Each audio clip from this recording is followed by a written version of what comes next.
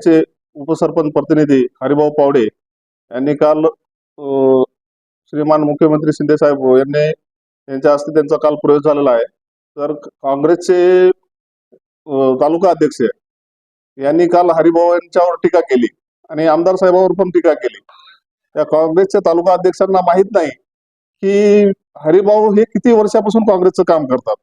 यांनी यांचं तपासून घ्यावं, हरिभाऊ कुठं कुठं कोणत्या बुथला काम केलंय, हरिभाऊनं काय केलंय, ग्राउंड लेवलला काय। हरिभाऊ हा आज 30 वर्ष झालं वाडी ग्रामपंचायतचा सदस्य आहेत आणि वाडी म्हणजे हरिभाऊ आहेत, एवढं वाडीमध्ये हरिभाऊचं हे आहे।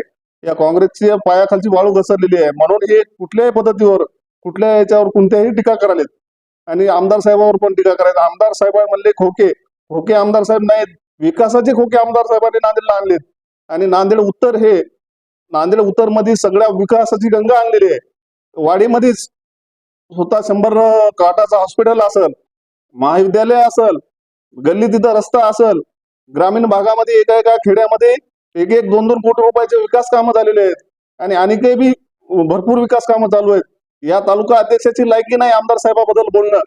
आणि हे 10 वर्ष मंत्री होते नांदेडचे, नांदेड उत्तरचे। यांनी 10 वर्षामध्ये काय केलं, कोणत्या गावात टोपलं टाकलं? आम्ही पण 20 वर्ष झालं पक्षात काम करतो, यांनी कोण्या गावात आतापर्यंत कुठलं टोपलं टाकलं नाही। गावागावात रस्ते झालेले आहेत, शेतात रस्ते झालेले आहेत। हे विकास काम फक्त सर्वसाधारण जनतेचे आमदार आहेत, बालाजीराव कल्याणकर हेच काम करू शकतात।